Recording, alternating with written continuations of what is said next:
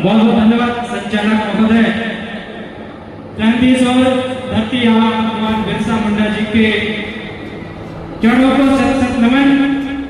आज बिरसा मुंडा जी के 126वें शहादत दिवस में मंच में विराजमान सभी मंचासीन अतिथियों का मैं लाख लाख जोहार स्वागत अभिनंदन करता हूं। सबसे बड़ी बात यह है कि हमारे युवाओं में बहुत ताकत होनी चाहिए कि जिस ओर जमाना चलता है उस ओर जवानी चलती है। हमारे युवाओं की ताकत आज पूरे रीवा संभाग के समस्त जिलों में अपनी ताकत की पहचान को दे रही है। आज बिरसा मुंडा जी के विचारों को सोचना चाहिए, उनके विचारों पर चलना चाहिए। हमारे बिरसा मुंडा भगवान जी ने 24 की उम्र में, जब हम 24 की उम्र में समाज की तैयारी के लिए चलते हैं कि समाज को हम संगठित करते हैं, उस समय तक, उस उम्र तक भगवान बिरसा मुंडा जी ने अपने प्राणों की आहुति दे देते हैं। ऐसे महामानव भगवान बिरसा मुंडा जी ने सन 1875 में चले और 1900 में उन्होंने अपने प्राणों की आहुति दी थी।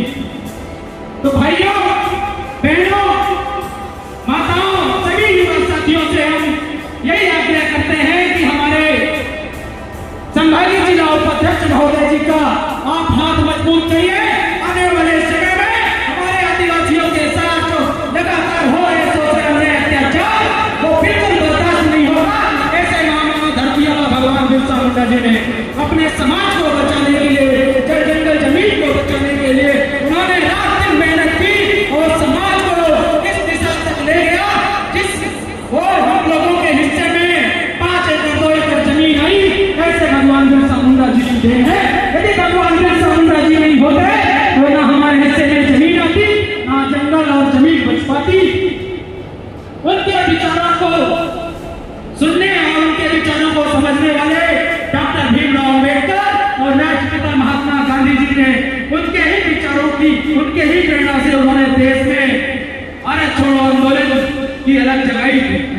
डॉक्टर साहब पूछे या महात्मा गांधी जी ने पूछा ये किसका इतना बड़ा नाम है, तो वहां के एक आदिवासी परिवार के लोग बोले ये एक ही व्यक्ति का नाम है जिन्होंने अपने बदन में कपड़े नहीं थे लेकिन उन्होंने समाज को जगाने का काम किया था।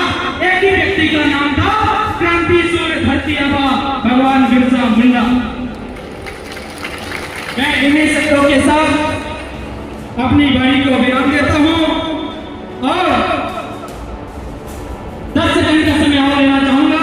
मैं माननीय मंचासीन अतिथियों से निवेदन करता हूं, एक हम अपने युवाओं की ओर से हम चाहते हैं कि चित्रकूट क्षेत्र के मझगांव ग्रामीण अंचल में आदिवासियों के साथ लगातार शोषण अत्याचार अन्याय होता है।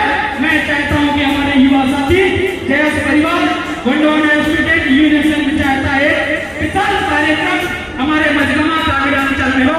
मैं माननीय मुख्य अतिथि महोदय जी से आग्रह चाहता हूँ, माननीय कमल जी से, माननीय जीवन ठाकुर जी से, पांच सम्मान्य रवि बाबूलाल जी से मैं आग्रह करता हूँ कि आप हम एक बार हमारे आदिवासी युवाओं को जागृत और संघर्ष करने के लिए उन्हें प्रेरित करें। इन्हीं शब्दों के साथ मैं अपनी वाणी को विराम देता हूँ।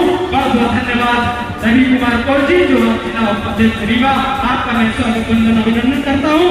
आपके नेतृत्व में लगातार हमारे युवा साथियों ने रात दिन मेहनत की और यहाँ तक हम सब पहुँचे।